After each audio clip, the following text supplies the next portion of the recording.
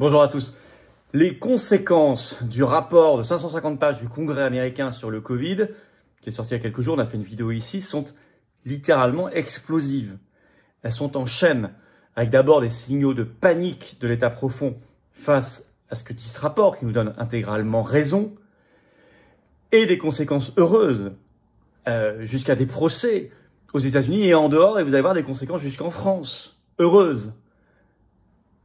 Nous avions misé sur l'idée que ce rapport, le plus officiel de tous, le plus étayé de tous, qui bat en brèche complètement le narratif covidiste, allait avoir de lourdes conséquences positives. Oui. Et on ne s'est pas trompé, je crois qu'on est encore qu'au début. On va les étudier ici très concrètement dans cette vidéo. Je commencerai d'ailleurs par la panique de l'état profond qui s'exprime, vous allez voir de manière assez hallucinante. Et puis, évidemment, on n'est qu'au tout début parce que le 20 janvier, Robert Kennedy Jr. prendra les rênes du ministère américain de la Santé avec toute son équipe qui a été nommée partout. Et parce que nous, ici, nous menons le combat et qu'on ne le lâchera pas. Le parquet européen a réussi à faire reporter un peu le procès Ursula von der Leyen. Je vous en ai parlé en direct, mais il n'est pas du tout enterré. Ils n'ont pas réussi. Et puis, nous, on est en train de travailler sur le procès Bill Gates en France. Il y a du pain sur la planche, mais là, il y a des éléments très intéressants qui se produisent et je vais vous expliquer tout ça dans cette vidéo.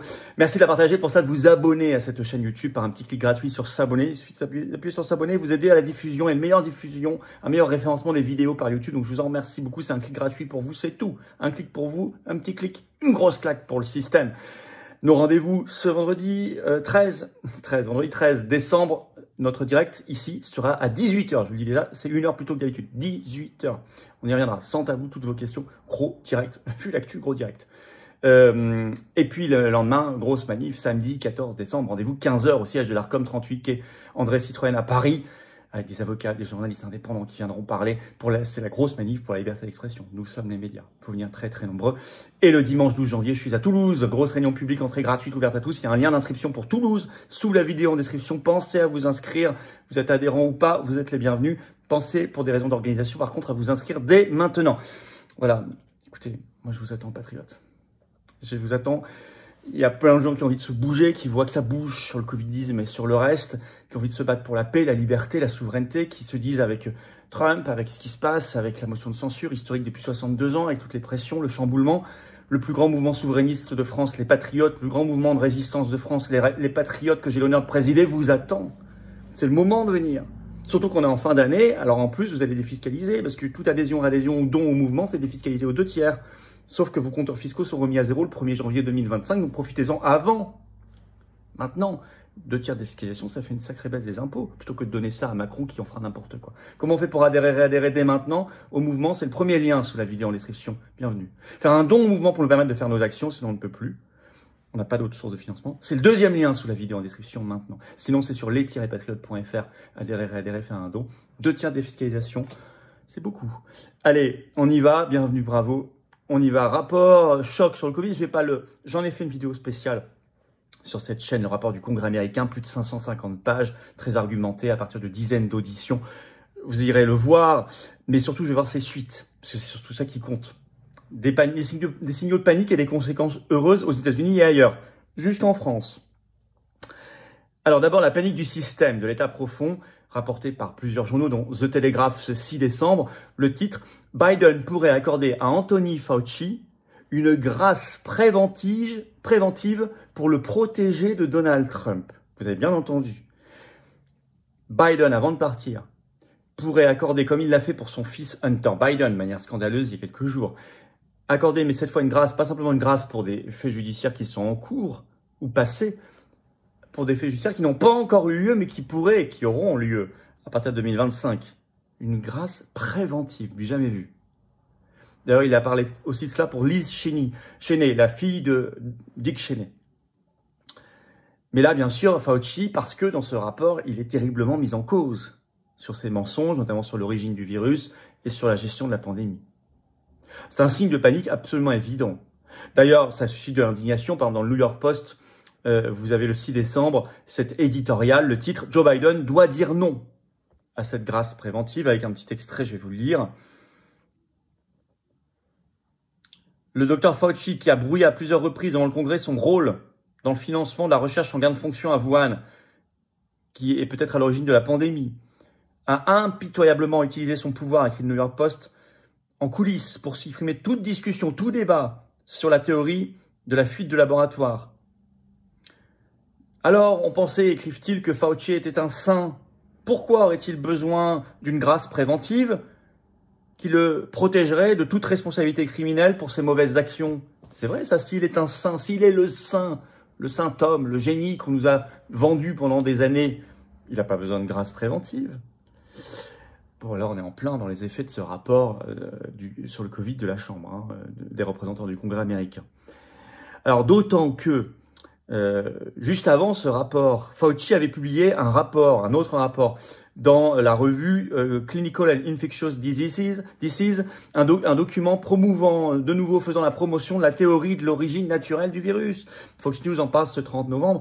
Il évoque un embarras suite à la publication de ce rapport, comme s'il avait voulu se protéger une dernière fois. Donc ça, c'est les signaux de panique. Puis, sinon, l'effet positif de ce rapport, choc sur le Covid, c'est qu'il provoque des convergences heureuses. Et donc, les convergences inattendues font toujours peur au système qui veut vous maintenir dans des cases. Les convergences extrêmement intéressantes. En effet, ce 5 décembre, le Sénat américain a entendu Robert Califf, qui est le commissaire de la FDA jusqu'ici. Il sera remplacé lors de l'équipe Trump. Donc, il dirige l'agence en charge de la santé, des médicaments et de l'alimentation aux États-Unis. Il était entendu dans une commission d'enquête au Sénat sur obésité et alimentation. Vaste problème, notamment aux États-Unis, vous le savez. Commission d'enquête dirigée par le sénateur indépendant Bernie Sanders. Et il se trouve que sur son compte X, ce 5 décembre, Robert Kennedy Jr., futur ministre de la Santé aux États-Unis, a retweeté un échange savoureux entre le dirigeant de la FDA qui était auditionné et Bernie Sanders. Et en fait, Kennedy Jr. retweet quelqu'un qui dit que c'est, je cite, la vidéo la plus importante sur le réseau social X aujourd'hui. Et voici cet échange. Un extrait. Sanders. L'industrie agroalimentaire dépense des centaines de millions de dollars en lobbying, en contribution aux campagnes électorales. Dites-moi quel rôle il joue dans la destruction de la santé des enfants américains. Califf, qui dirige la FDA, répond. Je ne vais pas contester votre commentaire sur le montant d'argent dépensé en lobbying, mais beaucoup des changements que ceux d'entre nous qui s'intéressent à une meilleure santé aimeraient apporter sont bloqués au niveau de la législation pour des raisons, 3 petits points. Sanders le coupe. Je ne vous comprends pas. Quelle est la raison pour laquelle nos enfants sont en mauvaise santé, relance-t-il. Êtes-vous prêt à nous dire que cette commission d'enquête, ce congrès, doit s'attaquer à l'industrie agroalimentaire, dont la cupidité détruit la santé de millions de personnes? Califf répond. Langue de bois. Eh bien, je ne vais pas fustiger les gens qui travaillent dans l'industrie agroalimentaire ou celle des boissons. Sanders. Vous n'allez pas le faire? Non. Mais c'est votre travail, c'est votre boulot, répond Sanders. Non.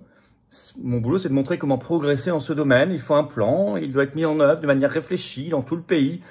Langue de bois, Sanders. Combien d'années pour y parvenir? 14 ans, c'est suffisant? Ça fait 14 ans qu'il est en poste. Combien d'enfants sont morts ou sont tombés malades pendant ces 14 années? Califf répond, je veux voir les choses changer autant que quiconque, mais nous devons le faire d'une manière qui tienne compte de tous les facteurs. Sanders, vous voulez protéger les intérêts de l'industrie agroalimentaire et des boissons. Et là, ce qu'on apprend, c'est que Bernie Sanders, rapporté par CBS ce 5 décembre, a déclaré que Robert Kennedy Jr. avait parfaitement raison, je cite, sur toutes les questions liées à l'alimentation et donc la santé, qui sont des questions décisives, essentielles. Vous savez qu'au Patriote, on s'y intéresse beaucoup. On avait fait des opérations coup de poing il y a plusieurs mois devant Bayer Monsanto, notamment sur toutes les questions aussi de la privatisation du vivant, de l'alimentation, des produits de l'industrie agroalimentaire. Alors, ça veut dire quoi? Que Bernie Sanders et Kennedy Jr. vont travailler ensemble?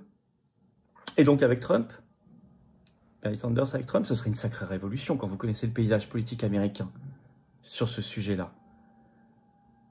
L'effet, c'est un effet assez fort, très fort, de ce travail incroyable de vérité et de transparence qu'incarne ce rapport sur le Covid, qui a fait exploser y compris les frontières, les lignes partisanes. Et c'est très bien, ce sont des convergences heureuses. Et puis il y a un effet en dehors des frontières. En Allemagne, un procès pénal s'ouvre. Plainte pénale acceptée et instruite par la justice. Parce que des plaintes, parfois, il y en a, mais elles n'aboutissent pas. Là, je vous parle d'une plainte parce qu'elle est acceptée et instruite par la justice allemande. Dans la foulée de ce rapport info du Berliner Zeitung ce 5 décembre, le titre « Marcel Lutte, homme politique allemand, porte plainte contre le gouvernement allemand ». Il dit « Les citoyens, je cite, ont été trompés sur le coronavirus ». Il dit qu'il a été éveillé par la publication en Allemagne des protocoles RKI, on en a parlé ici, l'Institut Robert Koch, des documents allemands classiques qui ont été publiés, mais aussi par ce rapport du Congrès américain. Et, précise le Berliner Zeitung, le journal allemand, le parquet de Berlin ouvre une enquête. Je vais vous citer un petit extrait. La plainte pénale contre toute une série d'hommes politiques est lourde. Elle évoque des soupçons de fraude, de coercition, de coups et blessures graves. L'ancien député de Berlin, donc Marcel Lutte, actuel chef du syndicat pour une bonne gouvernance, a déposé cette plainte. Le parquet de Berlin a annoncé qu'il ouvrait une enquête. À suivre, en France, les covidistes se lamentent, notamment article du Parisien ce 9 décembre, le titre. Les gens en ont marre des rappels. La vaccination Covid-19 en chute libre cette année. Je cite, 2 fois moins que l'an dernier à la même période d'injectés. Je cite toujours le Parisien, la campagne s'écroule par rapport à 2023, alors que 2023 était déjà une année très faible pour la campagne. Mais là, c'est plus de 2 fois moins. C'est vraiment un effondrement. Alors évidemment, c'est lié à ce rapport et tout le reste. Les gens entendent. Alors je vais vous dire, tout ça, ça bouge, donc ça panique en face. Je pense qu'il va étudier ça avec ses juristes, mais je pense que les grâces préventives, Donald Trump et ses équipes devraient les refuser. Je pense qu'elles ne sont pas constitutionnelles. C'est trop facile de faire une grâce. Déjà, le pouvoir, le droit de grâce est un énorme pouvoir. Bon. Mais il peut toujours exister, y compris pour régler des erreurs judiciaires. Il remonte au roi, c'est un pouvoir très ancien. Mais le droit de grâce préventive, quand vous n'êtes pas encore poursuivi, ça s'appelle en fait l'immunité. Et c'est autre chose. Et normalement, les présidents n'ont pas le pouvoir de vous donner l'immunité. Là, vous savez, par exemple, en France, la grâce n'annule pas votre condamnation, elle annule ses effets. Vous êtes toujours réputé coupable, mais si vous étiez par exemple en prison, vous sortez de prison. Mais bon, là, grâce préventive, on dépasse toutes les bornes. Donc je pense que Trump devrait refuser ces grâces, et notamment sur Fauci, qui mérite son procès. En France, on l'a vu en Allemagne, ça bouge. En France, ça bouge. Nous sommes dans une période en plus qui s'est ouverte. On n'a plus de nouveau plus Premier ministre. Macron devait le nommer en 24 heures. On voit qu'il ne le fait pas du tout. Donc c'est plus compliqué pour lui que prévu. Tant mieux. Première motion de censure depuis plus de 62 ans. On l'a dit, il ne faut pas lâcher l'affaire. C'est maintenant qu'on a l'opportunité de mettre beaucoup de sujets dans le débat public. Et on le fait, notamment celui-ci, la vérité et la justice. Merci de nous aider à le faire en partageant cette vidéo, en vous abonnant à cette chaîne YouTube par un petit clic gratuit sur s'abonner en dessous. Ou réabonnez-vous si YouTube vous a désabonné, vérifiez, ça arrive. Hein. Un petit clic gratuit en tout cas. Hop, vous êtes abonné à la chaîne. Les algorithmes tournent mieux, proposent cette vidéo à des gens qui nous découvrent. C'est comme ça qu'on étend la résistance. Merci à vous pour cet abonnement. Ce samedi 14 décembre, rendez-vous 15h. Grosse manif, liberté d'expression. Au pied de l'Arcom, c'est une première. Hein. Et on aura des grosses personnalités qui défendent les libertés.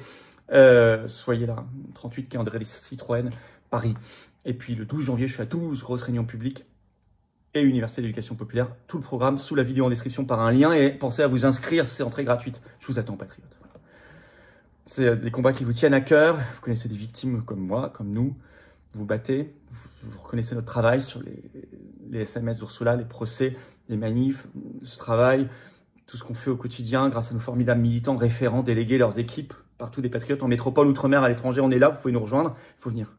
On ne peut pas y arriver tout seul, par contre ensemble, on va déplacer les montagnes. Nous sommes un mouvement indépendant, on n'a pas d'autres sources de financement, ni public, ni privé, aucune subvention, par un euro, par un centime, rien, mais vous êtes là. On est le plus grand mouvement souverainiste de résistance de France, je vous attends. Vous pouvez adhérer, réadhérer dès maintenant pour défendre ces belles valeurs et ces beaux combats dans le rassemblement. Il est évident que c'est dans le rassemblement, il est évident que pour la manif de samedi, tout le monde est appelé, tous les mouvements politiques, toutes les associations, tout le monde est appelé. C'est le rassemblement que nous on prône et qu'on fait. Et je vous attends dans cette dynamique de libération en adhérant et adhérant dès maintenant par le premier lien sous la vidéo en description. Bienvenue. Ce lien, je l'ai mis également en commentaire épinglé, une petite fiche sur l'écran maintenant et dans quelques secondes un lien sur l'écran. Faire un don au mouvement, c'est le deuxième lien sous la vidéo en description.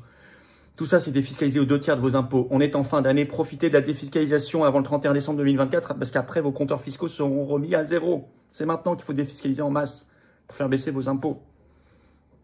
et ces 2 tiers de défiscalisation. Le don est indispensable pour financer nos actions. Si on ne fait pas ces actions parce qu'on ne peut plus les financer, personne ne les fera à notre place, vous le savez. Les liens sont sinon tout le temps sur les-patriotes.fr, notre site. Bravo aux donateurs, aux réadhérents, bienvenue aux nouveaux adhérents patriotes. Vive la France!